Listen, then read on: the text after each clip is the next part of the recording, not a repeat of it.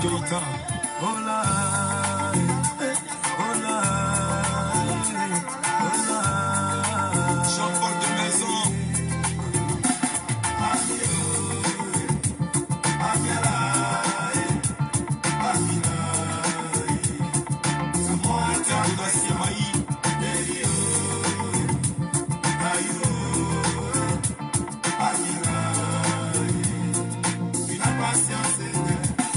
Peut-on vivre dans ce monde sans amis? Jamais. Est-ce qu'on peut faire dans ce monde sans amis là-haut? Est-ce qu'on peut réaliser, je vous dis, dans ce monde sans amis? Regardez le pro. Pour aller dans ce monde sans amis. C'est ça là, tu as vu les petits, les familles comme ça là-haut. Yves Canet. C'est si ça, tu t'as vu et puis tu me fais saigner comme ça. C'est ça, tu regardes depuis nuit un jour, tu me fais souffrir.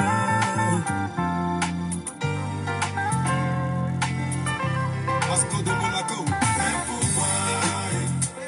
Mais pourquoi, À Bleu Jaguar. mais pourquoi nos amitiés là nous font souffrir comme ça? Chapeau de riche planteur. À bas sèche, Mais Kwame.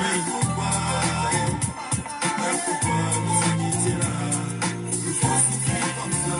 Je te donne ma confiance en retour, retour tu me prends le pied. Je tourne mon cœur en retour, c'est toi qui le poignarde.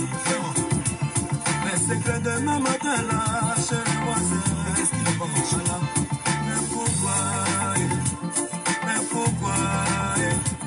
Mais pourquoi nos amitiés là Bobo Dinero. nous font souffrir comme ça? Mais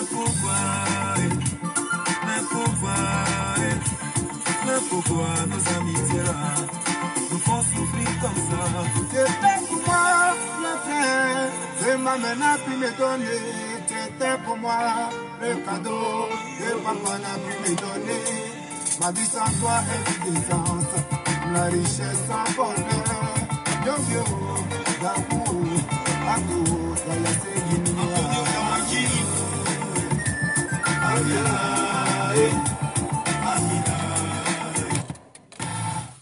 Bonjour la famille, bonjour tout le monde, bonjour Prési Assi, bonjour c'est qui Frotoji, ouais, bonjour Balson, Mandé Premier, IBC Walla, soyez les bienvenus, juste comme l'a dit, hein, juste une petite causerie matinale, on va aborder tout, on va passer sur tous les petits trucs et ben voilà, après on verra ce que ça va donner. Comme ça, on aura le temps de discuter. Attends, pourquoi lui là, il ne marche pas. Donc, voilà un peu. Désolé, hein. Je vais mettre un peu. Ça fait bruit en fait. Voilà pourquoi je ne mets pas la climatisation. Donc, on va éteindre, on va essayer de descendre un peu les trucs là. Et quand tu mets la climatisation, ça fait un bruit. Les gens ne me perçoivent pas bien. Donc, soyez les bienvenus, chers frères et sœurs. Toujours votre serviteur Doumbia Abdulkarim. Ben voilà, hein, de temps en temps, il faut sortir pour entretenir les followers, pour expliquer ce pourquoi nous sommes sur la toile, pour que dans la tête de chacun d'entre nous, nous soyons quand même au même niveau de l'information. Donc, ceci étant, chers frères et sœurs, je vais commencer par comment on appelle ça, l'information ou l'incident qui a eu lieu depuis 3 jours en Côte d'Ivoire. Nous avons vu une jeune sœur qui a été battue par son copain ou bien son mari qui a même sauté du 4e étage. Donc, voyons un peu ce côté-là sans passion. Parce qu'on a vu que les gens, surtout nos sœurs, sont sortis, ouais, non à la violence à l'encontre des femmes, les femmes battues, tout et tout. Il faut reconnaître, il faut condamner toutes les violences sous différentes formes, toutes les formes de violence là, il faut les condamner. Là, je suis d'accord. Maintenant, ce que je ne comprends pas, et je pense bien que dans le monde entier, il y a cette loi qu'on appelle non-assistance à quelqu'un en danger. Moi, je pense bien, parce que là, quand tu vois un être humain ou bien tu vois un individu qui est en danger et que toi, tu peux le secourir sans mettre pour autant ta propre vie en danger, la loi et sur ce coup-là, t'autorise à aller le secourir. Sinon, tu cours une peine d'emprisonnement. Et ça, je suis d'accord. nous avons vu dans la vidéo, ça ne sert à rien de passer la vidéo, hein, nous avons vu dans la vidéo la dame suspendue et le monsieur en question, son mari en question, la tenait par le bras. Donc, quelque part, ici, la vidéo nous montre que le monsieur, son copain, lui tenait le bras afin de la sauver en fait. Parce que consciemment, il sait que si la dame tombe par là, elle peut vraiment mourir ou bien elle peut vraiment grièvement se blesser. Donc, partant de là, si nous jugeons le monsieur, nous pouvons partir de là hein, pour juger le monsieur en disant que c'est vrai, il y a eu violence.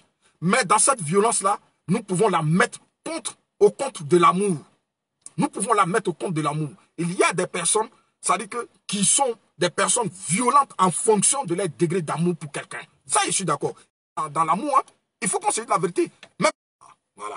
Waiting for pairing. Il y a des personnes, il y a des parents, il y a des femmes aussi très violentes. Parce que la violente, il y a des personnes, il y a la violente se mesure en fonction de l'amour que des personnes ont pour leur conjoint ou leur conjointe. Vous comprenez? Ça dit que des personnes expriment leur amour comme ça. C'est vrai, nous avons vu, après l'incident, la RTI est venue sur les lieux pour interroger les voisins. Il faut qu'on se dise la vérité, même si c'est à la Riviera ou bien c'est dans un quartier huppé, bon, le monsieur même, il est banquier. Donc, supposons que ça peut être dans un quartier huppé, parce qu'on a parlé du 38e arrondissement. Ça doit peut-être Cocody et Riviera, les trucs comme ça. Donc, partant de cette base, nous ne pouvons pas accepter des personnes qui prennent leur temps à filmer une fille qui est en train de se faire battre, c'est-à-dire qui est en train de se faire frapper par son copain pendant 1h30. Je dis bien 1h30 parce que la RTI, là, quand elle est passée, nous tous on a écouté, la dame qui a filmé, elle a bien dit que la fille s'est fait battre, c'est-à-dire que la fille s'est fait frapper par son copain là, pendant 1h30. Mais pendant ces 1h30 là, aucune personne n'a pu appeler la police. Pendant ces 1h30 là, aucune personne, aucun voisin n'a pu alerter la police. Pendant ces 1h30, personne n'a alerté nos autorités. Et là, vous venez accuser le monsieur d'être violent? Non, moi je pense que cette responsabilité, ce sont les voisins. Ce sont les voisins. Je prends le cas d'ici. Quand il y a trop de bruit chez toi, même s'il n'y a pas de pleurs, quand il y a trop de bruit chez toi, la police est automatiquement alertée parce que le voisin ne sait pas ce qui se passe dans ta maison. Il a peur que si on découvre que, par exemple, tu es en train de frapper ta femme ou frapper ton enfant, tu as tué ton enfant ou tu as tué tout, lui, de façon indirecte, il est responsable.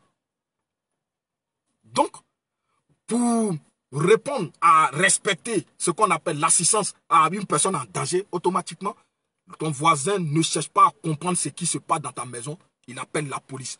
Ah, mon voisin, il y a trop de bruit chez lui, il faut venir vérifier. Et dans les 5 à 10 minutes, la police vient toquer à ta porte. Pour vérifier réellement ce qui se passe. C'est ce qui a été défaut. Vous ne l'aviez pas fait. Vous avez laissé votre voisin frapper sa femme pendant 1h30 jusqu'à ce qu'elle a failli se suicider. Et après, vous venez nous dire non, le monsieur doit couper en prison. Moi, je dis non. Moi, je dis non. Le Satan peut posséder tout le monde. Le Satan peut posséder tout le monde. Donc, notre rôle là, c'était de secourir la dame. Secourir la dame comment? S'opposer à comment on appelle ça, à ce que son copain continue de la battre. Même s'il fallait la prendre de force dans la main du monsieur et la mettre chez soi. Nous, on a vu, quand on était petits là, nos papas frappaient nos mamans. Quand souvent on fermait, le papa ferme la porte comme ça, les voisins cassaient la porte pour aller secourir la maman. Vous qui êtes sur mon tableau ici là, dites-moi ceux qui ont vécu au village, ceux qui ont vécu dans les quartiers populaires, Jean à Popo, dans les quartiers en tout cas peu nantis. Vous pouvez témoigner. Quand papa frappait maman comme ça là, souvent les voisins cassent la porte pour aller prendre la maman. C'est ça. Parce que la colère, quand ça te prend, tu ne réfléchis plus. Sinon là, monsieur, s'il était fâché, s'il voulait vraiment du mal à sa femme, s'il voulait du mal de sa femme là, il allait laisser sa femme. C'est parce qu'il a tenu le bras de sa femme fatiguée. Lui, il était fatigué, la femme était fatiguée et la femme pesait. Donc, franchement, arrivé à un moment, le corps a lâché, la petite est tombée. Dieu merci, elle n'est pas aussi atteinte de façon mortelle. Donc, on peut dire Dieu merci. Mais la responsabilité, arrêtez d'indexer le monsieur. Vous, les voisins, vous êtes les premiers responsables. Vous saviez bien pertinemment que la dame, elle est en danger, elle est en situation de danger, vous n'êtes pas parti, la sécurité, c'est vous les premiers responsables. Si le monsieur doit prendre 5 ans, la dame qui filmait, ceux qui filmaient là, ceux-là doivent prendre 10 ans. C'est comme ça la loi. Non-assistance à personne à danger. Parce que vous étiez là, le gars, ça veut dire que vous pouvez aller défendre la petite. Vous pouvez aller secourir la petite sans que votre vie soit en danger. Parce qu'il faut être clair. Je pratique, je secouris quelqu'un qui est en danger si et seulement si ma vie n'est pas menacée. Je peux secourir cette personne. Mais vous êtes restés dans vos balcons. Il y en a même qui étaient en bas, qui ont regardé la femme tomber, rien dit. Et quand elle est tombée même là, dans la niche là, personne n'allait la secourir. Elle était obligée de débrouiller pour tomber de l'autre côté. Pendant qu'il y a des costauds, des hommes qui étaient arrêtés à côté de la femme. C'est ces personnes-là qu'il faut mettre en prison. Ce sont ces personnes-là qu'il faut mettre en prison. Il ne faut pas accuser le monsieur. Il peut arriver, on peut le corriger, on peut lui faire des remontrances. Hein? Des personnes, nous comme ça là, quand nous on est fâchés, on sort de la maison, on va se promener. Et quand on arrive, la colère est tombée. Mais il y a des personnes qui n'arrivent pas, chacun a ses hormones, chacun a ses émotions, chacun gère ses émotions. Il y a des personnes qui n'arrivent pas à ce qu'on appelle à gérer leur self-control. Il y a des systèmes de contrôle, il y a des personnes qui n'arrivent pas à gérer cela. Vous ne pouvez pas prendre votre temps. C'est comme si on était à la mer, à la plage. Vous êtes sûr, vous voyez quelqu'un qui est en train de se noyer. Au lieu d'appeler les maîtres nageurs, vous prenez votre temps pour filmer parce que vous voulez avoir buzz. Et cette personne meurt. Et vous voulez accuser le responsable du convoi qui l'a ramené sur la plage. Non, moi je pense bien que c'est vous. Parce que c'est vous qui avez constaté la noyade de la personne. Donc automatiquement, il fallait alerter les personnes responsables, des personnes requises pour pouvoir sauver le jeune homme de l'eau. Donc on transcende de la même façon. On constate que la femme, elle était en train de se noyer. Vous qui étiez sur l'autre côté de la rive là, vous n'avez rien fait pour la secourir. Vous l'avez laissé mourir tout simplement parce que vous voulez avoir une petite vidéo, une minable vidéo pour mettre sur Internet. Il faut qu'on essaie d'utiliser vraiment Facebook à d'autres. Salut Koro Bamori, comment tu vas? Chéri Koko Nema, sois la bienvenue, Meizou là-bas. Donc, il faut qu'on essaie d'utiliser encore nos vidéos. Il faut qu'on essaie d'utiliser encore Facebook. C'est vrai, Facebook là, ça peut sauver, c'est vrai. Ce que vous avez fait, ça a fait que les autorités sont venues sur le truc. Mais on pouvait éviter cela en partant forcer même la porte du monsieur pour pouvoir sauver la petite de ses griffes. Mais vous ne l'avez pas fait. Vous êtes contacté, chacun s'est mis au balcon pour filmer. Hey, il va tuer la dame. Hey, elle va tomber. Hey. Pendant que toi, tu es en train de faire ça, qu'est-ce que tu as fait pour ne pas que la petite tombe du balcon depuis le 4e étage? Vous n'avez rien fait. Vous n'avez absolument rien fait. Et c'est vraiment dommage, quoi. C'est dommage. C'est dommage, il faut qu'on se dise la vérité. Il y a d'autres qui disent, l'ami du monsieur en question dit que la petite était saoulée, et on dit que le monsieur était saoulé. Bon, voilà, c'est l'effet de l'alcool. C'est l'effet de l'alcool. Quand on parle de l'éducation, là, toujours on parle de l'éducation. Voilà aussi, voilà des preuves. Quelqu'un qui est bien éduqué, la nuit, tard la nuit, monsieur et madame, vous vous saoulez. Vous êtes saoulés. Maintenant, les enfants que vous avez dans la maison, là, quelle éducation, quelle image vous montrez à ces enfants-là? Monsieur et madame, la nuit déjà, vous êtes saoulés. Et pourtant, presque tous les incidents, la majeure partie des incidents arrivent la nuit.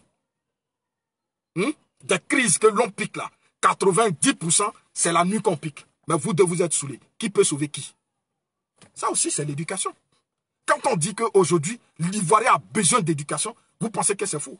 Franchement, l'Ivoirien, il y a un problème d'éducation en Côte d'Ivoire. Il y a un problème de civisme en Côte d'Ivoire. Je ne peux pas comprendre. C'est-à-dire que la nature même aurait voulu que vous descendez de vos balcons pour aller secourir la dame. Parce que c'est votre semblable. La religion même demande ça. Que ce soit le christianisme et l'islam. Mais je ne peux pas comprendre une dame qui est suspendue. C'est-à-dire qu'une dame sans défendre son mari là-bas, pendant près de 2 heures du temps, c'est-à-dire 1h30, vous êtes chez vous, vous attendez les pleurs, les gémissements de la dame, vous ne faites rien. Mais vous êtes pire que criminel, vous les voisins. Vous êtes vraiment pire que criminel. Moi, je pense que l'État de Côte d'Ivoire, doit relaxer le monsieur. Doit relaxer monsieur. Ici, là, crime passionnel, ça arrive partout. Mais on ne peut jamais te mettre en prison pour 10 ans pour crime passionnel. Je ne parle pas d'assassinat, crime passionnel. jamais demain. Tu viens, tu fais tes 2 ans ou tes 6 mois, tu sors. Ça s'arrête là. C'est pas un débat. Tu comprends?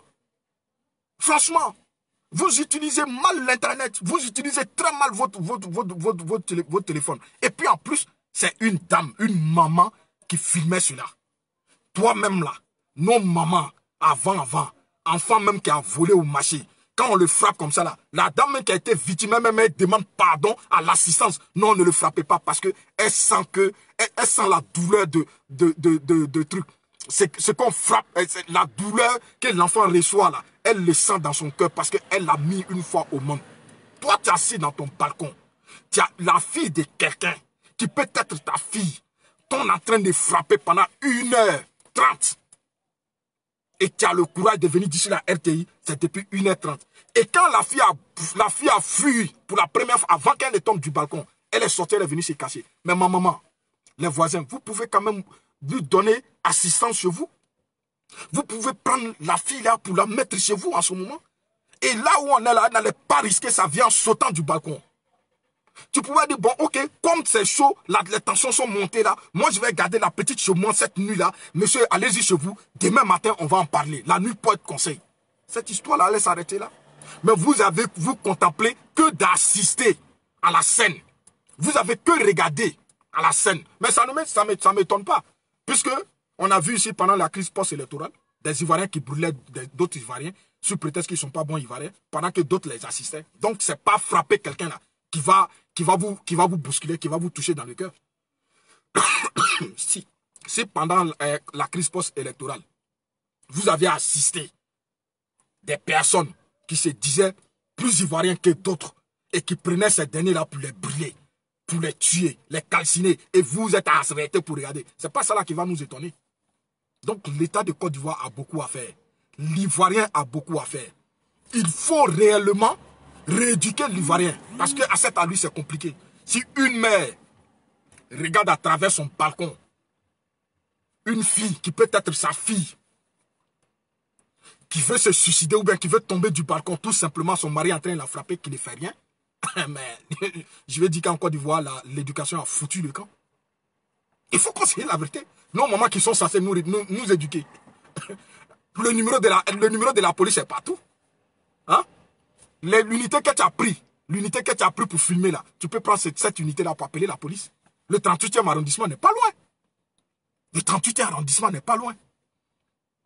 Supposons que la dame mourait et que le monsieur, il s'en rendait compte qu'il avait tué sa femme. Et que lui-même, il s'est donné la mort. Ça peut arriver, un crime passionnel.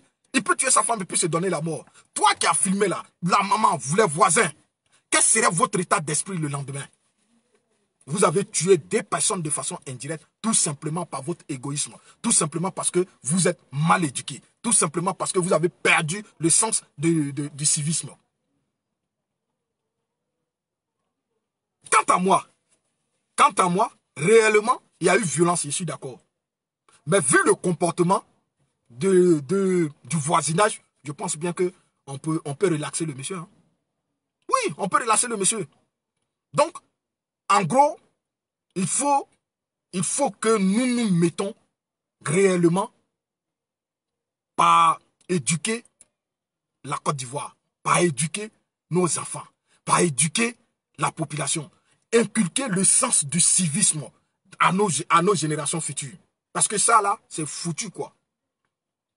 Quand on parlant du sens du civisme, je m'adresse ici à nos tantes, nos mamans, nos petites sœurs, nos grandes sœurs, qui ont fait des vidéos depuis 5 jours que nous voyons sur la toile et que certains politiciens malhonnêtes ont pris pour charger. Je parle de nos mamans qui sont du côté du Sénégal. Vous comprenez? La dame, j'ai une de mes sœurs dedans. Une de mes sœurs. Celle qui fait qui parle même et puis qui dit Ahmed Bakayoko, c'est ta petite sœur qui est là, c'est ma sœur. Il n'y a pas de... En fait, il n'y a pas de barrière entre nous. Je peux même rester ici tout à l'heure. Si elle a son WhatsApp connecté au Sénégal, je peux l'appeler tout de suite en direct. Il n'y a rien entre nous. Ça peut dire que tout le monde a sa famille dedans. Ça ne sert à rien que vous preniez cette histoire pour charger. Des personnes, quand on voit la première vidéo, elles sont venues se rassembler devant l'ambassade de Côte d'Ivoire les officiers sénégalais sont venus. On attend bien.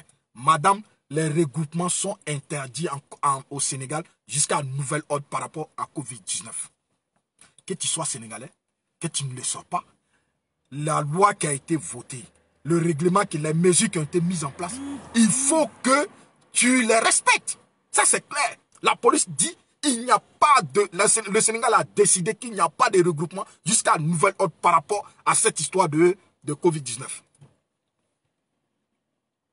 S'il vous plaît, partagez la vidéo, je vous en prie. Parce que quand je suis en direct, moi, je ne sais pas comment il faut partager. Donc, je vois que des personnes qui ont l'habitude sur mon direct, je ne les vois pas. Donc, essayez de partager, s'il vous plaît, dans les groupes pour qu'on puisse... pour que la voix puisse atteindre le maximum de personnes. Parce qu'aujourd'hui, nous n'allons pas... Tout n'est pas politique, en fait. Tout n'est pas politique. Mais il faut parler aussi sur des situations socio-économiques, socio-politiques, pour pouvoir comprendre quoi? Des situations sociales, de la vie même. Et c'est très important. Parce que il faut interpeller comment il faut parler un peu, comment l'homme même doit se comporter vis-à-vis de son semblable dans une société. Comment l'homme peut se comporter dans une société. Il faut qu'on en parle. Parce que quand c'est comme ça, c'est un peu compliqué, quoi. Ça n'a rien à voir avec la politique. Ça n'a rien à voir donc je prends position ou bien je ne prends pas position. Non, non, non, non, non. Il faut qu'on en parle un peu. Ces dames-là se sont rendues à l'ambassade de Côte d'Ivoire pour toucher l'ambassadeur afin que leurs revendications soient prises en compte. Mais l'ambassadeur ici n'a pas appelé la police. La police joue son rôle. La police fait son travail. Parce que ça a été confié à la police que jusqu'à un nouvel ordre par les autorités sénégalaises qu'il n'y a plus de rassemblement de personnes jusqu'à la fin du Covid-19. Maintenant, nos sœurs sont allées se regrouper devant l'ambassade. De vous à moi. C'est normal que la police vienne les disperser. Et on a vu, elles sont en train de crier. Ah, ils sont en train de frapper pendant la vidéo que la police est de l'autre côté. Elles-mêmes, elles sont en train de crier. Non, on est en Côte d'Ivoire. Non, madame, vous n'êtes pas en Côte d'Ivoire. Il faut être dans la cour de l'ambassade pour être en Côte d'Ivoire. Même si vous êtes agrippé au portail, tant que vous n'êtes pas à l'intérieur, vous êtes au Sénégal. Ça, c'est clair. Parce qu'il faut qu'on se dise la vérité. Il y a plein de personnes, des femmes d'affaires, des personnes qui sont dans l'informel comme nos soeurs qui vont acheter les marchandises et puis revenir en Côte d'Ivoire, venir les vendre. Ça, c'est l'informel. Il faut qu'on se dise la vérité. C'est l'informel. Mais j'aurais voulu bien que, quand on arrive au Sénégal pour 2 semaines, je pense bien qu'il y a un service auquel on s'adresse à l'ambassade pour dire « Je suis ivoirien, je suis sur le sol sénégalais pendant tel nombre de jours. » Ça, je le sais. Et Dieu merci, sur le direct de Papin hier, il y a un agent de l'ambassade de Côte d'Ivoire en France qui est intervenu, qui a expliqué aux gens. Il n'y a pas de fonds de solidarité au sein d'une ambassade. Il n'y a pas. Le seul fonds qu'il y ait là, c'est un fonds qui est dédié qu'aux diplomates, des personnalités qui vont venir, leur hôtel, leur prise en charge, tout. Et le deuxième fonds social qui est là-bas, c'est le rapatriement, par exemple, du corps de quelqu'un, ou bien le rapatriement d'un Ivoirien qui est gravement malade, qui souhaite rentrer chez lui. On peut solliciter l'ambassadeur qui, à son tour, sollicite la Côte d'Ivoire. Et la Côte d'Ivoire, peut-être s'ils acceptent son truc, peut délivrer un fonds pour qu'on rapatrie cette personne. Donc, il faut que ça soit clair dans la tête de nos soeurs au parti du Sénégal, là, qu'il n'y a pas de fonds de solidarité. L'ambassadeur peut rien faire. Absolument rien. La seule chose que l'ambassadeur peut faire, peut-être, c'est d'appeler les autorités sénégalaises pour trouver un endroit où vous pouvez vous loger. Sinon, le Sénégal, entre le Sénégal et la Côte d'Ivoire, il y a le Mali. Le Mali aussi a mis des mesures pour lutter contre le coronavirus. Donc, la Côte d'Ivoire ne peut pas vous allouer un avion, aller vous chercher et puis revenir. On dit qu'il y a des femmes qui sont enceintes. Il y a des hôpitaux au Sénégal. Ou bien au Sénégal, les femmes sénégalaises n'accouchent pas. Les femmes sénégalaises là, elles n'accouchent pas au Sénégal. Mais, si les femmes sénégalaises accouchent à l'hôpital au Sénégal, c'est qu'il y a des hôpitaux. Vous pouvez vous adresser à ces hôpitaux-là. Vous pouvez aller à l'hôpital. Je sais bien que, de toute façon, tu es enceinte, ma soeur, tu as voyagé avec ton carnet. Et puis, c'est pas normal. C'est pas normal. Le ventre que j'ai vu là, je pense que vous n'êtes pas venu par avion. Parce que, même si c'est en Afrique, les sociétés ne vont jamais vous prendre. Parce que le ventre que j'ai vu là, je sais que c'est au moins 8 mois de grossesse. L'avion ne va jamais vouloir vous prendre. Il faut qu'on se facilite les choses. Aujourd'hui, là, vous avez fait vos directs, vos vidéos pour interpeller l'État de Côte d'Ivoire. Mais en faisant ça, vous avez exposé l'État de Côte d'Ivoire. Il y a aussi vos camarades. Il y en a qui sont bloqués au Ghana. Il y en a qui sont bloqués à Lomé. Parce qu'on sait que les femmes ivoiriennes vont beaucoup à Lomé. Mais elles n'ont pas fait de vidéos. C'est du business. Par exemple, moi, je me lève, je partais, par exemple, je vais en Belgique pour un business et puis la frontière est fermée. Mais je ne vais pas taper sur tous les toits, aller frapper à la porte de l'ambassadeur pour dire parce que je suis ivoirien, il faut qu'il me nourrisse. Non! C'est mon business. C'est gain perdu. Je suis allé, le truc m'a pris, j'assume. Et puis tout de même, le Sénégal, c'est un pays frère. Le Sénégal, c'est un pays musulman à 95%. Nous, on sait que les musulmans, c'est comme ça. Pendant la crise post-électorale, il y a des gens qui sont allés à l'intérieur du pays, qui n'avaient pas de village, qui sont allés se réfugier dans des familles, qui ont toqué à la porte à des familles. Voilà, je me déplace, je suis comme ça.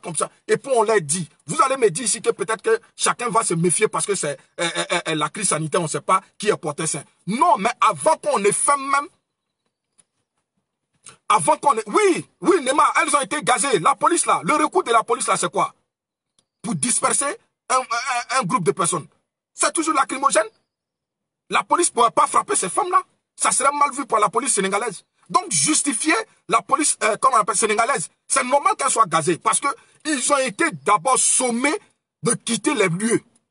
On leur a dit, le Sénégal actuellement a jugé bon que pour lutter bien contre le coronavirus, il n'y a pas, tous les rassemblements sont interdits. Mais elles se sont obstinées à rester là.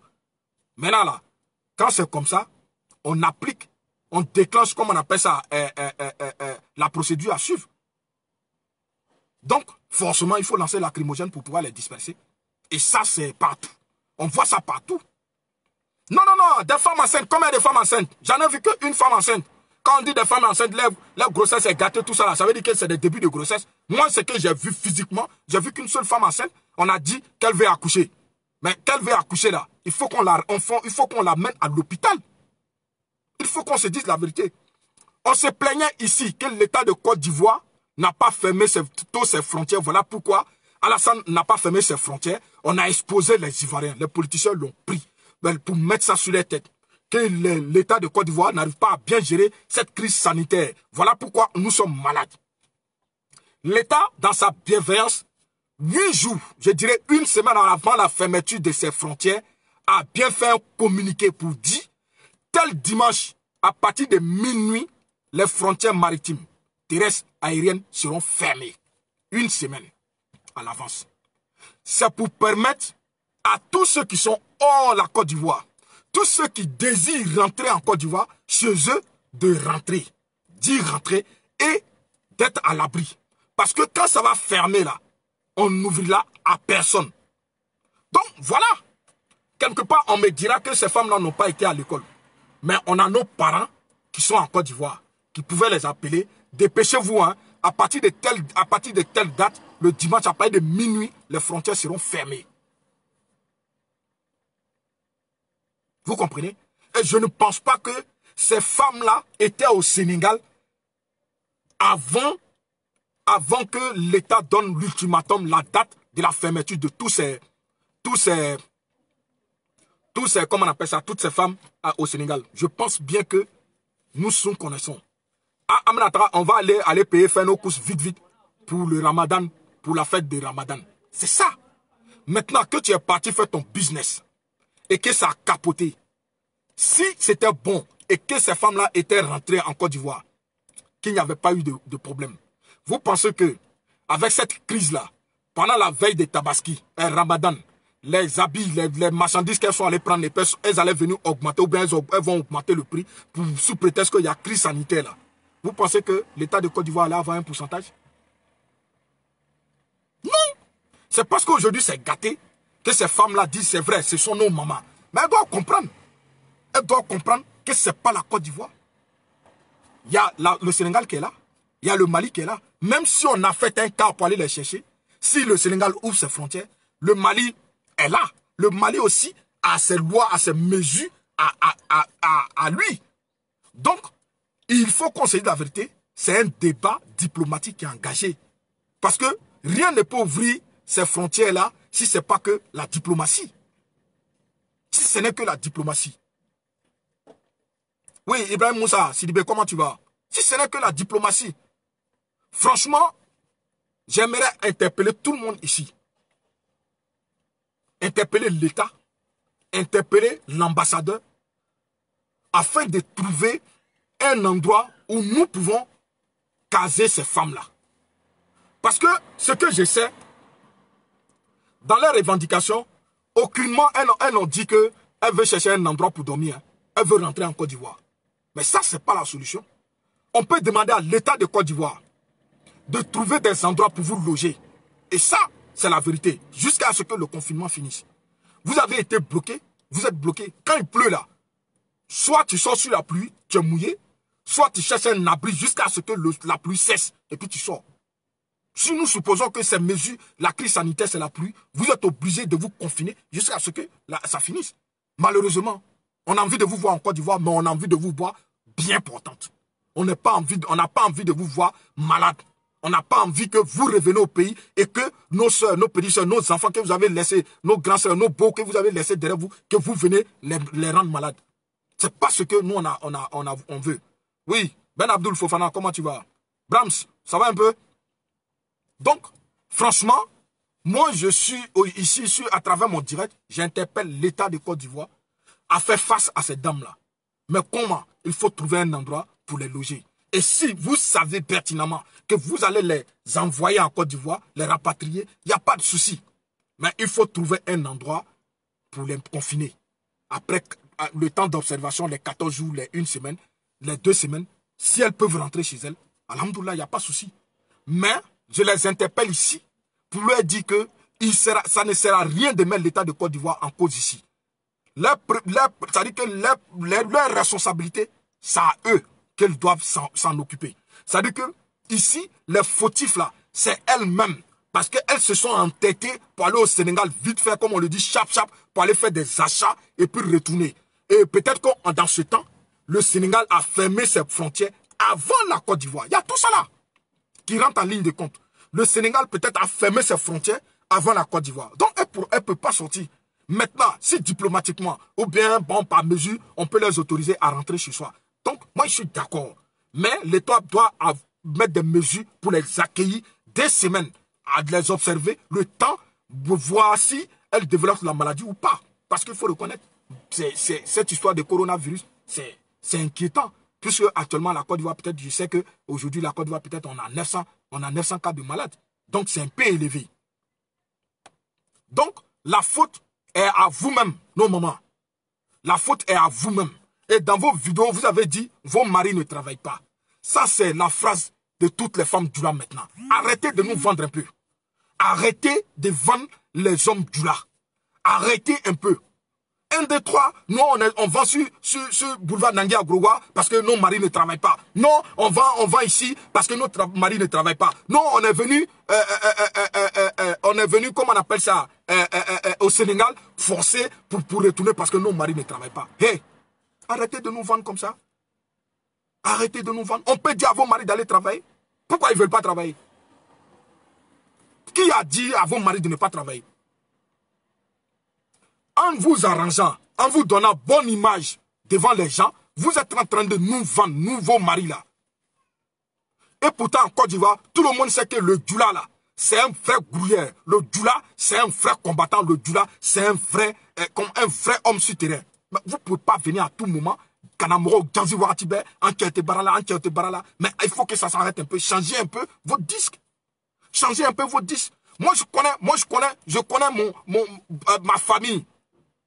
Ma tante qui fait ce même boulot là, elle va à Chine, Dubaï, tout et tout, Sénégal pour aller prendre les affaires. Mais son mari est aussi intégré dedans. Mais pourquoi vous ne voulez pas vous intégrer vos maris? Vous ne voulez pas faire votre business avec votre mari? Moi, mon oncle est dedans, avec sa femme. Ils vont au Sénégal, ils vont en Chine, ils vont à Dubaï pour venir.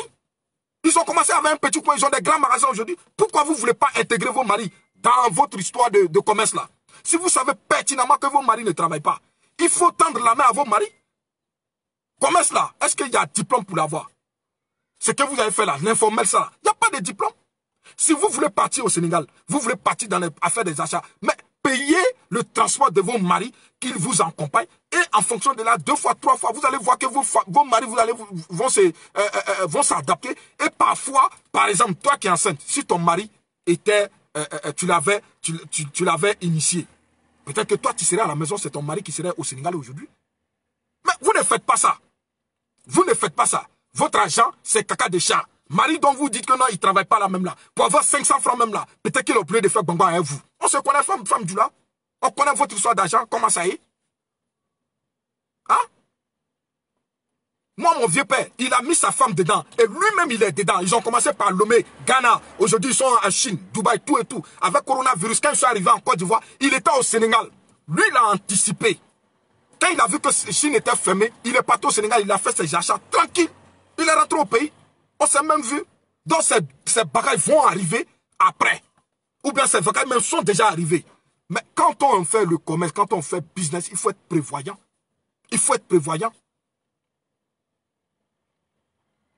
Non.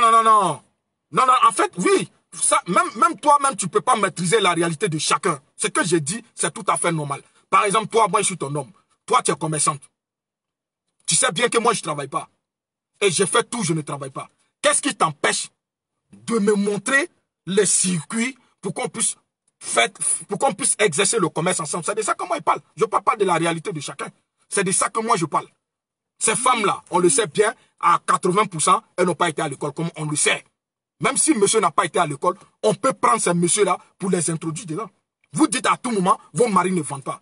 Mais arrêtez de nous vendre un peu. Parce que nous, on sait que l'homme qui est homme du là, il va toujours au truc. Et puis les femmes que j'ai vues là, ce n'est pas des femmes de 55 ans. Vous êtes d'accord avec moi? Ce n'est pas des femmes de 55 ans. Donc, leur mari ne peut pas avoir 80 ans. Pour dire qu'ils n'ont pas de force, ils ne peuvent pas travailler. Donc, il y a cet aspect-là.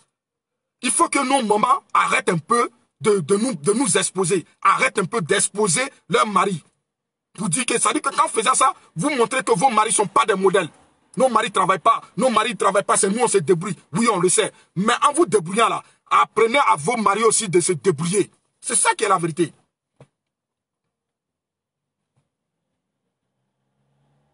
Ce que moi je sais, c'est ce que je suis en train de relater. Vous avez compris? Le Sénégal a mis des mesures. Et étant sur le territoire sénégalais, il faut respecter ces mesures. À défaut, vous serez gazé. Ça, c'est clair, c'est ce qui a été fait. C'est pas parce que c'est l'État de Côte d'Ivoire qui vous a envoyé. Supposons aujourd'hui, la Côte d'Ivoire a refusé, la Côte d'Ivoire dit, jusqu'à nouvel ordre, pas de rassemblement de plus de 50 personnes dans un lieu. Et que les Sénégalais se levaient, ceux qui sont venus en business en Côte d'Ivoire, se levaient pour aller à l'ambassade du Sénégal, pour dire pour aller faire des revendications ou bien des sittings. Sans même que le Sénégal, l'ambassadeur appelle la police ivoirienne, tu vas voir tout de suite que la Côte d'Ivoire va diligenter la police pour aller disperser les manifestants. Ça, c'est clair. Et ça, en fait, on n'a même pas besoin de discuter là-dessus. Parce que tu sois ivoirien, tu ne sois pas ivoirien, il faut respecter les mesures qui ont été prises par nos autorités. Ça s'arrête là. Ça s'arrête là. Maintenant, en ce qui concerne les aides, moi, je pense bien qu'on pouvait procéder autrement. On peut procéder autrement. Et puis, en plus, l'ambassade est fermée. On te dit à confinement. Bon, est-ce que l'ambassade là même là, il y a des personnes dedans? Est-ce que ça fonctionne? Est-ce que ça travaille dedans? Ça ne travaille pas. Les gens sont restés chez eux pour ne pas comment on appelle ça, que les employés soient contaminés. Donc ils sont chez eux. C'est un truc qui est fermé. Même en France ici, les ambassades sont fermées. L'administration est fermée. C'est télétravail. Et je suis sûr qu'avec l'informatique là, les agents de l'ambassade sont tous à la maison en train de travailler par ordinateur. Donc, il n'y avait rien, il n'y avait pas lieu d'aller à l'ambassade de Côte d'Ivoire, puisqu'il n'y a personne là-bas. Il n'y a personne là-bas. On aurait pu quand même faire des vidéos, peut-être se rassembler dans un coin ou bien rester chez vous à l'hôtel et dire, ben voilà, chers frères et soeurs, chers parents, voilà, nous qui sommes là, nous sommes bloqués au Sénégal, nous demandons à l'État de Côte d'Ivoire de nous venir en aide. Ça s'arrête là. Ça ne sert à rien de dire, mon mari ne travaille pas, il faut venir nous aider. Ça n'a rien à voir. L'État ne peut pas prendre la misère de tout le monde. Excusez-moi du terme, mais il faut qu'on soit sérieux. L'État ne peut pas prendre la misère de tout le monde. Vous comprenez? Moi, mes parents sont bloqués à Bobo. Je pourrais faire direct aussi pour dire mes parents, il faut qu'on aille donner l'argent à mes parents à Bobo. Ibé, tu vois que je suis en direct, tu m'appelles. Hein? Mes parents sont à bobo. Chacun, l'État ne peut pas prendre la misère de tout le monde. Soyons un peu responsables. Il faut que nous soyons civilisés. Le civisme, il faut que ça nous gagne un peu. Parce que c'est le manque de civisme qui amène tout ça. Parce qu'il faut respecter les lois, les mesures mises en place par ses autorités, par son pays, pour ne pas se retrouver dans ces genres de merde. Donc, c'était juste mon petit point sur cet incident de sur le fait que nos soeurs soient bloquées au Sénégal. Donc, j'évolue un peu dans mon direct. Là, je vais parler un peu de nous, les cyberactivistes. Ben voilà. À un moment, depuis 2 semaines ou depuis 1 mois, vous avez vu que la toile était chahutée. Ça va, bonhomme?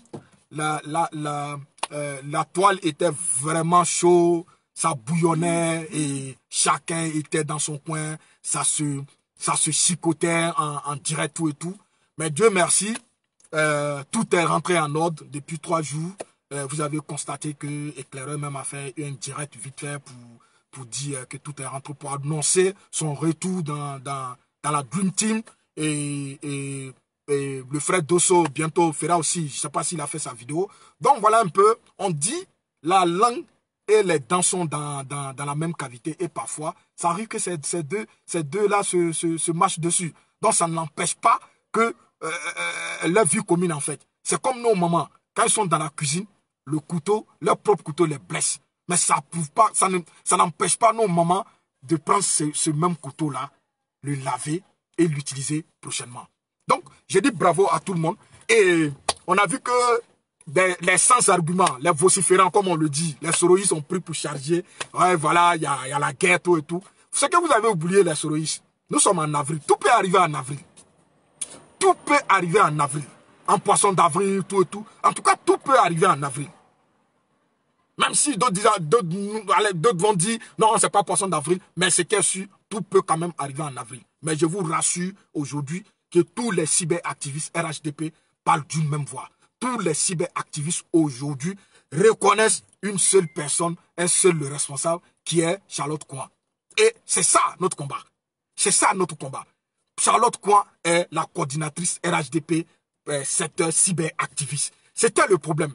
Donc, on a expliqué, chacun s'est expliqué, tout est rentré en ordre, mais je pense bien que le rouleau compresseur depuis cette semaine jusqu'à la fin de la semaine sera établi et nous allons framponner jusqu'au soir du 31 octobre.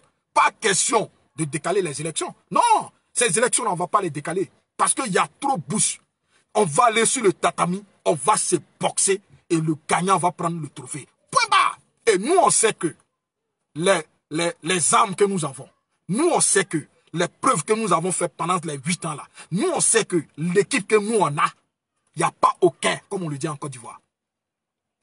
Parce que le président de la République nous a dit, depuis Félix Houphouët-Boigny, il a dit que lui, il aurait voulu, avant sa mort, mettre en place une équipe. Et malheureusement, cette équipe n'a pas vu le jour et Houphouët est décédé. Par la faute de qui? Par la faute du boulanger. C'est pour le boulanger Laurent Gbagbo qui a fait sortir la jeunesse traiter le vieux de voleur. Et cette crise-là a emporté le vieux jusqu'à dans sa tombe. Et nous avons assisté à Nzouéba qui est arrivé. On s'est dit, qui a précipité les choses. On s'est dit, voilà, un jeune qui arrive, qui va vraiment comprendre la jeunesse. Mais son premier discours déjà nous a traumatisés parce qu'il a dit, mettez-vous à ma disposition. Et lui, non, se mettre à la disposition du peuple. Partant de là, tout a commencé.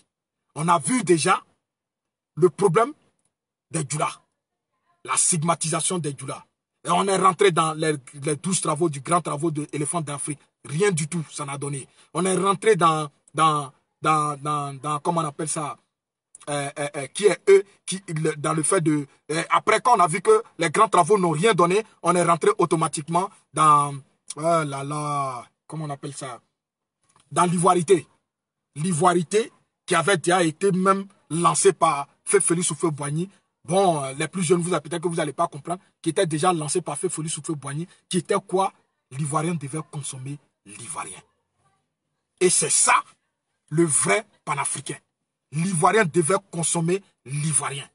Mais malheureusement, quand après la mort du Félix Houphouët-Boigny, 93, je pense bien, c'est qu'on a vu le président qui est venu, l'auto-président qui est venu, sans les élections, qui avait que 45 jours, je pense bien 45 jours, bien un mois pour organiser de nouvelles élections, ne l'a pas fait. Jusqu'à ce qu'il soit chassé comme un malpropre par les IB, les Zagazaga et autres.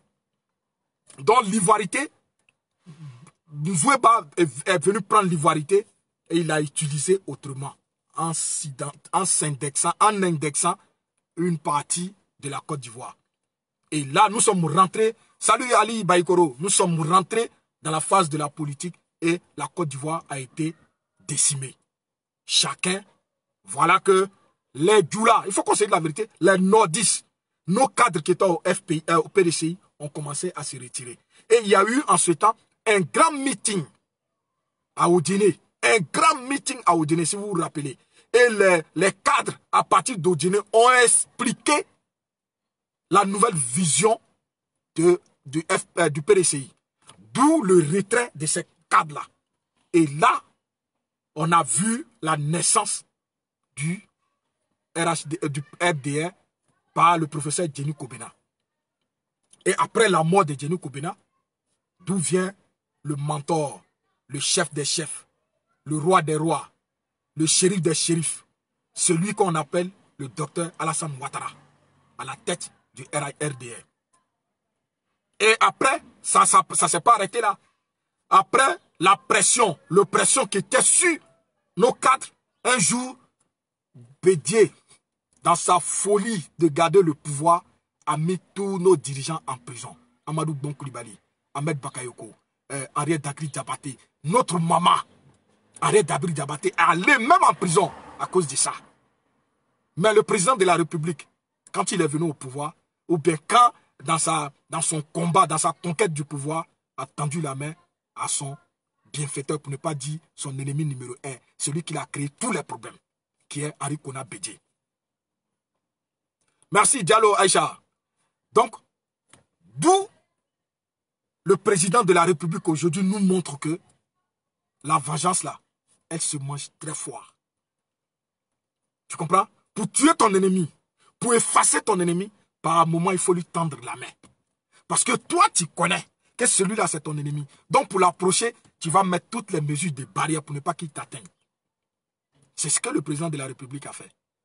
Comme il connaît l'homme, il sait que c'est quelqu'un qui a soif du pouvoir. Il sait que dans la tête du monsieur, il s'est dit qu'il est le roi de la Côte d'Ivoire. Donc ils se sont mis ensemble. Le président a commencé à sortir son idée comme quoi il allait passer le flanc à la nouvelle génération. D'où la cassure entre le vieux, le nabo de Daoukro et notre vaillant combattant qui est le président de la République, Alassane Ouattara. Partant de là, nous constatons sur le terrain qu'aujourd'hui, depuis le décès de Félix Houphouët-Boigny, personne n'a travaillé comme lui.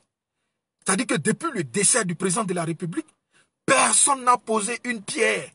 Qu'aujourd'hui, nous pouvons montrer pour dire, voilà ce que Bédi a fait, voilà ce que Babo a fait. Personne. Si ce n'est pas que des monuments. Aujourd'hui, nous voyons tout. Nos routes sont bitumées. Le nord est éclairé. Et en plus, il le dit, ne passez pas par quelqu'un. Si dans votre village, vous comptez 1, 2, le chef du village compte 1, 2, 3, 4, 5, 6, vous atteignez 500 personnes, prenez un stylo avec une feuille blanche, écrivez-moi et envoyez-moi. Je vous amène l'électricité. Ce monsieur-là, c'est quelqu'un à saluer. Ce monsieur, il nous dit que lui, il est fatigué. Donnons-lui le temps de se reposer parce que très jeune, il a commencé à travailler. Très jeune, il a assumé des grandes responsabilités. Avant de partir, il a mis son équipe en place à laquelle Amadou Bon Coulibaly est le meneur de jeu. Donc, pour venir, Amadou Bon Coulibaly, du coup, devient le candidat du RHDP pour 2020, octobre 2020. Le président de la République, Alassane Ouattara, étant un technocrate chevronné, étant quelqu'un vraiment introduit, investi dans ce qu'on appelle le travail, dans ce qu'on appelle la responsabilité, dans ce qu'on appelle gérer un pays. Et si ce monsieur, avec toutes ces qualités-là, nous indique quelqu'un, nous montre quelqu'un, nous dit voilà, celui-là, parmi mon équipe, parmi mes enfants, parmi mes frères, c'est à lui que je pense actuellement qu'il peut gérer la Côte d'Ivoire. Il n'y a pas de débat. Maman Moussa, comment tu vas? Il n'y a pas de débat. Je pense bien qu'il faille suivre ce monsieur. Et en plus, avant même qu'on ait notre candidat, on avait pour habitude de dire que même si Ado choisit mouton, nous on va derrière le mouton. Donc Ado a choisi son candidat. Il n'y a pas de débat. Je exhorte tout le monde, tous les cyberactivistes, tous les sympathisants et partisans du RHDP, suivons comme un seul homme Amadou Bon Coulibaly, notre futur président de la Côte d'Ivoire. Parce que ce monsieur, regardons pas le physique, parce que des gens, tout le monde tombe malade. On a vu ici le ministre de l'économie, Feu Dibi, Charles Dibi. Malgré qu'il était très malade, un jour on a vu une de ses vidéos où il a affaibli, mais il était au front. Ce monsieur, il est à saluer. Il est décédé pendant qu'il est en train de défendre la Côte d'Ivoire. Malgré que ce jour-là, nous on l'a vu affaibli, mais là, il allait défendre les dossiers de la Côte d'Ivoire. C'est de ces personnes qu'il s'agit. C'est ceux-là qui connaissent le sens du patriotisme. Donc on n'a pas besoin que quelqu'un soit à Bolo, que quelqu'un soit à gros ventre. Ça dit que tellement il se nourrit mal avec ses milliards volés, quand tu le vois, on dirait ballon, pimpin. Ça n'a pas lui là, pas dire que bonne santé. Tout le monde tombe malade. Tout le monde. Personne dans la vie ne peut dire qu'il n'est jamais tombé malade. Tout le monde tombe malade. Donc, partant de là, je vous dis, regardons pas le physique de la personne. Regardons ce qui est dans sa tête.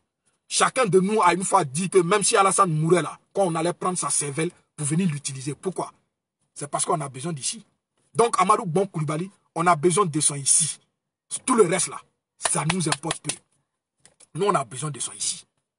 Donc, ce monsieur, vraiment qui a un CV très chargé, aujourd'hui, le président, le RHDP a décidé de lui donner la direction, pour lui donner l'orientation du RHDP, pour lui donner la première position, celui-là même qui doit nous conduire. Je pense bien que c'est sorti, ce monsieur est sorti après, mûrement réfléchi par le président de la République. Donc sur ce fait, il n'y a pas de débat. N'écoutons pas les vociférants sur la toile. N'écoutons pas des gens sans argument qui cherchent aujourd'hui de façon désespérée à s'agripper sur n'importe quoi. Toutes les petites vidéos, ils vont s'agripper. Les femmes sont bloquées. Les femmes sont bloquées en Côte d'Ivoire et au Sénégal. Où est le problème? Nos mamans sont bloquées au Sénégal. Quel est le problème? Il n'y a pas de problème. Sont bloqués, c'est des petits soucis qui peuvent arriver et l'État peut gérer ça vite fait. Donc, essayons d'être raisonnables et d'être responsables. Essayons d'être réfléchis et mettons-nous au-dessus de ces petits trucs-là, de ces politiques de bas classe. Essayons de voir plus haut. La politique de la Côte d'Ivoire, Alassane Ouattara a mis le niveau très haut, pardon. Donc, ce n'est pas à nous de nous rabaisser en écoutant ces vociférants, c'est moins que rien.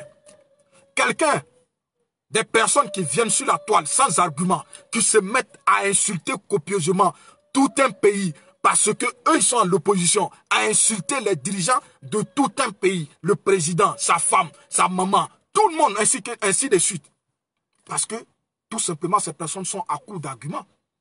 Ces personnes sont à court d'arguments. Nous, ce qu'on dit sur leurs mentors, qu'ils viennent ici pour venir nous dire que c'est faux. Ce n'est pas de l'injure.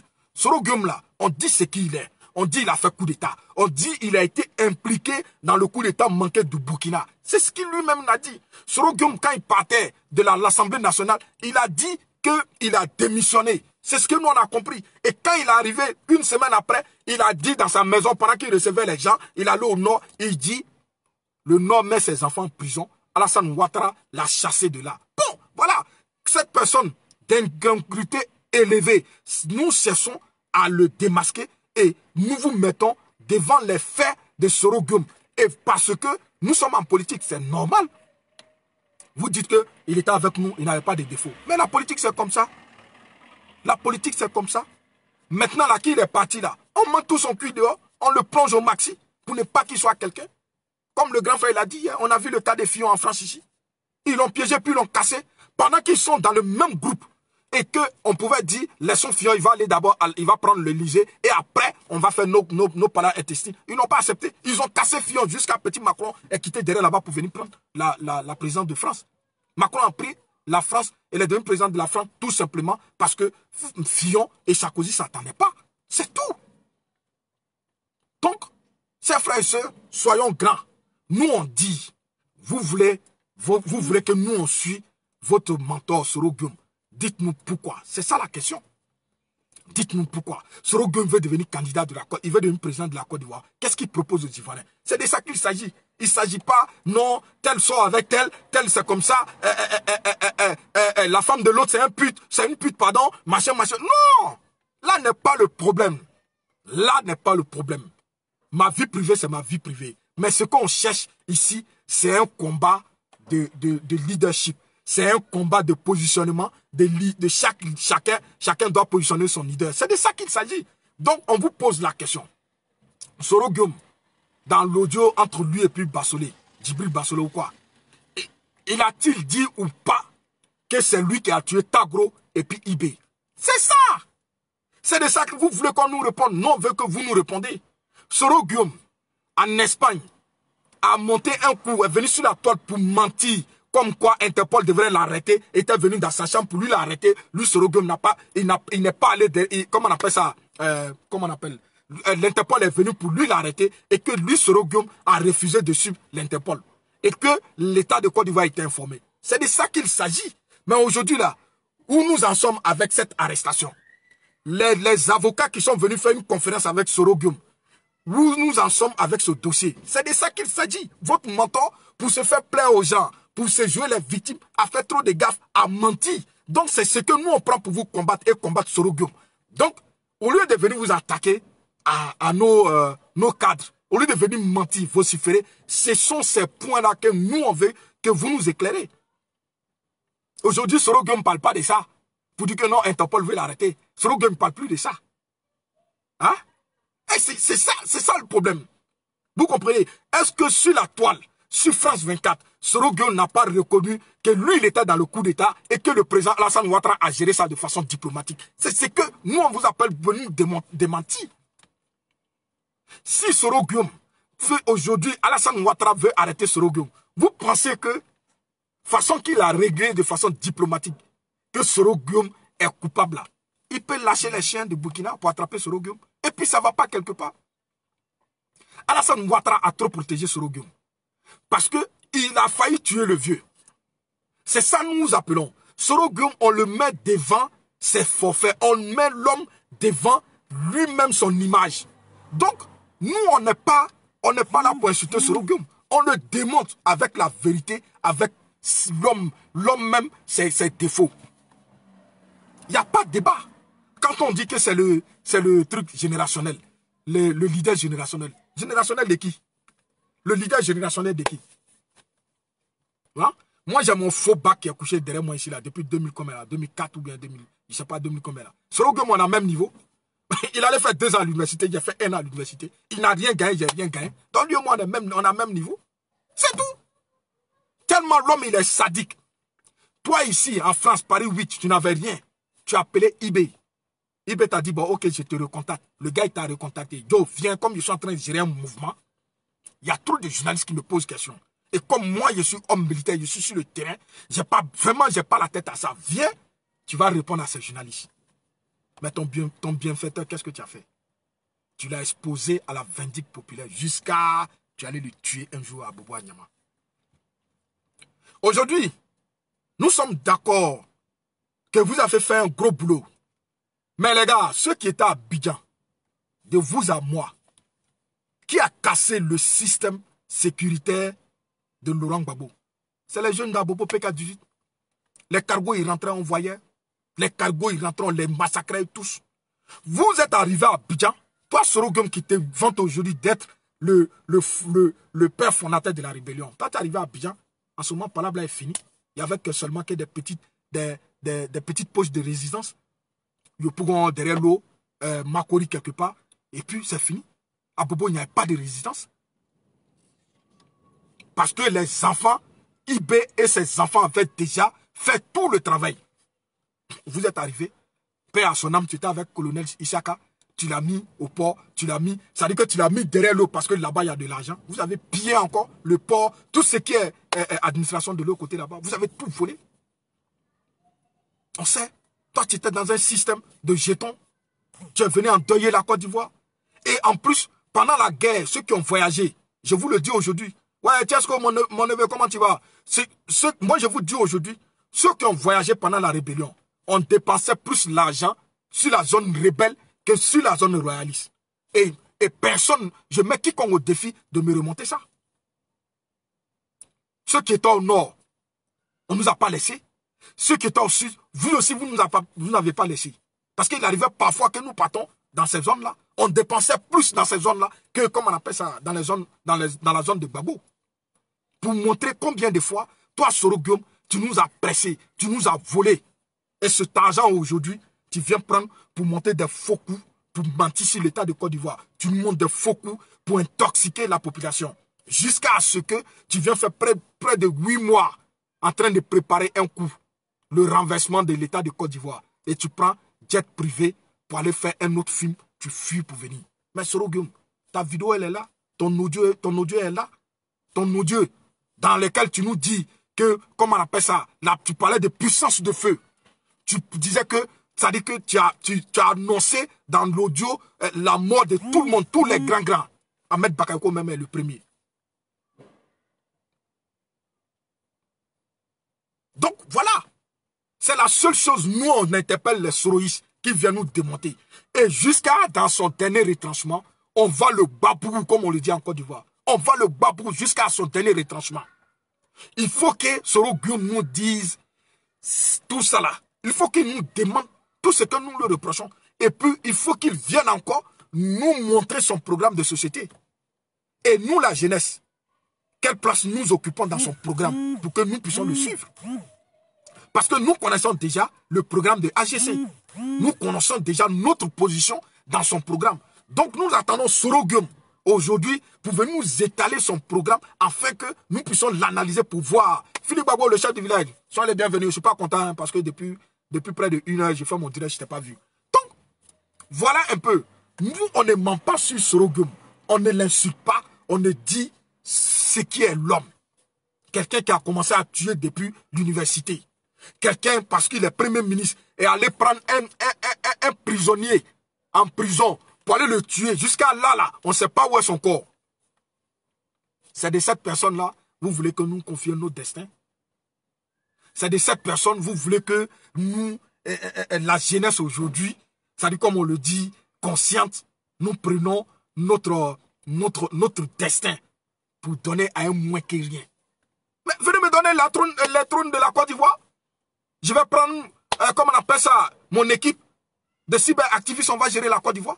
Parce que ça serait, nous-mêmes là, on serait à la hauteur que Soro Guillaume et son équipe. Parce que Soro Guillaume et son équipe là, 60% du territoire de la Côte d'Ivoire, ils ont volé, ils sont devenus tous des milliardaires. Donc supposons qu'on lui donne les 100%. Ça dit qu'ils vont devenir des multimilliardaires parce qu'ils n'ont rien dans la tête que de voler. Ça dit que tellement ils ont volé, ils ont trouvé que voler là, c'est bon. Malgré qu'il est premier ministre, il va prendre encore notre argent souveraineté là pour voler encore l'état de Côte d'Ivoire, lui et son saoulé. Son saoul tout saoul. Ce sont des personnes là, vous mettez chaque jour. Ce sont ces médecins. Ouais, bon rétablissement, mon frère. Parce que, bon, il y a quoi à toi, hein, Philippe Babo? Ce sont ces personnes-là, vous voulez que nous on suive?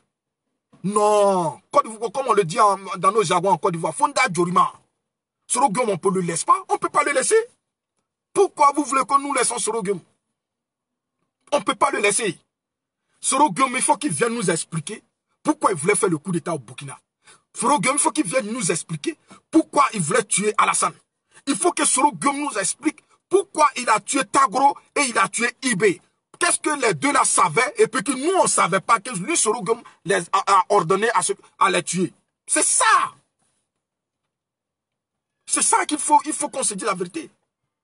Gbagbo Laurent, je ne veux pas lui parler, je ne vais pas parler de lui dans cette vidéo parce que c'est de salir ma vidéo. Prochainement, je vais faire une vidéo pour parler de Laurent Gbagbo. Aujourd'hui, c'est sur Soro Guillaume. Donc, ça ne sert à rien de faire des vidéos pour s'attaquer à des cyberactivistes. Non, sa femme est pute, lui-même c'est comme ça. Rentrer, c'est sorti là. Nous, on s'en gaba de ça. C'est que nous, on parle là.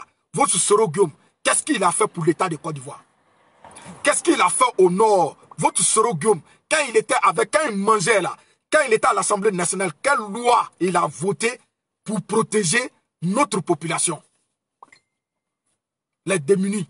Lui, Soro Guillaume qui crie aujourd'hui là, il faut qu'on aide les démunis, il faut qu'on fasse comme ça, il n'y a pas de plan social pour les moins nantis. Lui, Soro Guillaume, lui qui était à l'Assemblée nationale, qui pouvait tout faire, lui, Soro Guillaume qui pouvait nous défendre. Quelle loi Soro Guillaume a proposé pour soutenir, sinon pour venir en aide, pour forcer l'État à venir en aide à, comment on appelle ça, un bon nombre de pauvres en Côte d'Ivoire. Quelle est la loi que Soro Guillaume a promulguée afin de lutter contre la pauvreté en Côte d'Ivoire? Il n'y a aucune loi. Le monsieur, il est venu pour manger. Et Dieu merci aujourd'hui là. Quand vous arrivez en Côte d'Ivoire, allez-y voir l'Assemblée nationale de la Côte d'Ivoire. Moi, j'y étais. Quand tu arrives, tu es fasciné. Le travail que doyen, le Tomba est en train de faire. Mais quand il a pris l'Assemblée nationale, elle était calcinée, je peux dire. Ça dit qu'elle était dans un état de dégradation avancé. Appelez Zasso, il va vous montrer les photos. L'Assemblée nationale sous Soro Guillaume et l'Assemblée nationale sous Tomba. Vous allez comprendre. Donc ça veut dire, l'équipe que le président a mis en place là, soyons pas, ça veut dire que, soyons, oui, la coordinatrice, comment tu vas, Charles Kouan? Donc, l'équipe que l'État, le président de la République a mis en place, ayons confiance en cette équipe. Le président, il lui disait, il avait ça, toute sa phrase, il disait, faites-moi confiance. Faites-moi confiance. Et j'ai dit que ce n'est pas fini. La paix qui règne aujourd'hui entre les cyberactivistes RHDP va se sentir jusqu'à sur le terrain. Parce qu'il y a une équipe qui sera diligentée bientôt sur le terrain. On ira jusqu'à l'ouest, dans le Grand Ouest, pour expliquer à nos parents, ouais, ce qui se passe réellement. Comment ces politiciens véreux les utilisent. On va aller sur le terrain, faire des meetings éclatés, expliquer à nos parents, parce qu'on se dit quoi? Les hommes politiques, quand ils vont, on dit les hommes politiques mangent avec eux. Nous, étant leurs fils, population, on va avancer avec Charlotte Kouan. On va aller sur le terrain avec notre coordinatrice pour montrer aux gens que quand on dit RHDP, c'est toute tendance confondue, c'est toute ethnie, c'est une famille homogène. Donc, chers frères et sœurs, c'est pour vous dire que ne tombons plus dans la bassesse. Laissons ces cyberactivistes vociférer. Et nous faisons simplement la promotion de notre parti à la tête Amadou Bon Coulibaly. Toute personne, tout groupement qui dit que non, nous on ne se reconnaît pas au RHDP ou bien nous, notre combat c'est la promotion du RHDP d'Amadou Bon Coulibaly, quittez là-bas. Ne vous abonnez pas sur ces pages-là. L'objectif ici, c'est notre famille. Et après, le bien-être de chaque membre dans la famille RHDP. C'est ça, nous, notre objectif. On n'est pas là que pour Amadou Bon Coulibaly. On est là d'abord pour le RHDP qui est une famille. Et en plus, on apporte nos soutiens à l'aîné qui est Amadou Bon Coulibaly, notre candidat à l'élection 2020. Point barre. Donc, tout ce qui est Amadou Bon Coulibaly, Amadou Bon Coulibaly, Amadou Bon qui ne parle pas de RHDP, quittez là-bas. Ne soyez pas là-bas. Parce que ça, ce sont des petits trucs, des gens qui viennent pour semer la zizanie. C'est RHDP d'abord. Et après, Amadou Bon Coulibaly. Amadou Bon Coulibaly va passer, le RHDP va demeurer. Après, Amadou Bon Coulibaly va avoir un autre candidat. Bizé. C'est comment mon frère? Donc, après Amadou Bon Coulibaly, le RHDP va demeurer. Et ensuite, on aura autre candidat après Amadou Bon Coulibaly. Donc, ça veut dire que si on se met eux dans les veines et que Amadou Bon Coulibaly est parti, ils vont partir à leur association. Parce que eux, c'est seulement qu'Amadou Bon Coulibaly. Maintenant, si Amadou Bon Coulibaly parte et que vous aussi, vous dites encore le prochain candidat du RHDP, c'est que ça que vous suivez, je pense que déjà, vous n'êtes pas dans la logique. Nous là, nous sommes des enfants du RHDP, d'abord. Et en plus, on fait la promotion de notre parti. On valorise notre parti aux yeux de tout le monde. Après, nous venons soutenir notre papa qui est Amadou Bon Coulibaly. C'est ça la logique en fait. C'est ça la vraie logique. Donc, des personnes, ça et là, non, on vend nos produits, c'est Amadou Bon Coulibaly, c'est lui que nous on connaît. Je pense que c'est des personnes qui viennent seulement pour de matu vues. C'est ce que moi je dis. C'est des personnes qui sont là pour du matu vu. Aujourd'hui, toutes ces personnes qui me suivent aujourd'hui, tous ceux qui vont voir cette vidéo après, sachez qu'il n'y a plus de bisbilles entre les cyberactivistes RHDP. Nous parlons d'une même voix. Et aujourd'hui, la seule coordinatrice, la seule responsable de ce groupe-là, c'est Charlotte Coin. Il n'y a plus de débat. Il n'y a plus de débat. Et que bientôt, vous le sentirez sur la toile. Vous le saurez sur la toile. Nous allons mener bientôt des actions. Après, comment on appelle ça, le confinement, si les regroupements sont tolérés, nous allons mettre en place ou bien organiser un meeting au cours duquel tous les cyberactivistes RHDP vont se retrouver, vont avoir un temps de parole de 5 minutes. Chacun va s'exprimer devant les sympathisants et les partisans du RHDP pour vous montrer que tout ce qui se disait, tout ce qui est en train de se dire, tout est faux. Parce que 2020 là, c'est maintenant, octobre là, c'est maintenant que ça va commencer. Les opposants, les vociférants comme je les appelle, les soroïstes, on va les mater à partir du confinement jusqu'à leur dernier retranchement. Le RHDP, c'est une famille. Le RHDP, c'est d'abord une personne. Le RHDP, c'est en fait le RHDP, c'est comme un être humain. Tu prends un être humain, on a 4 membres. Tu comprends? Le corps complet, c'est le RHDP. Maintenant, les membres là, ce sont les sympathisants et les partisans. Donc, faisons d'abord l'atalakou du corps et après, nous allons soutenir les membres. C'est ça le vrai objectif. Donc, chers frères et sœurs, malheureusement que c'est maintenant les gens sont en train de venir sur le direct et que moi je suis pratiquement peut-être à bout parce que j'ai pas mal de choses à faire à la maison. Je vous dirai à très prochainement. C'était votre très cher serviteur Doumbia Abdulkarim. Merci de m'avoir suivi et qu'Allah, dans sa bienveillance, nous protège contre ce virus. Qu'Allah protège tous les ressortissants ivoiriens à travers le monde entier, partout dans le monde entier. Qu'Allah les protège et que l'État de Côte d'Ivoire ait une oreille pour écouter les revendications de nos mamans se trouvant au Sénégal. Que Dieu, dans sa bonté, protège notre Côte d'Ivoire contre ce virus. Aujourd'hui, nous sommes inquiets parce que le nombre de contaminés en Côte d'Ivoire ne fait que monter.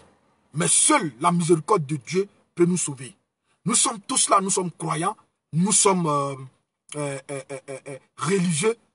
Nous pouvons mettre certaines épreuves au compte de Dieu. C'est lui Dieu qui l'a dit. Et que lui Dieu ne peut pas nous mettre un fardeau que nous ne pouvons pas supporter. Sur ce, je vous dis à très bientôt. Merci de m'avoir suivi. Votre serviteur Doumbia Abdulkarim. Je vous aime. Allez, à ciao.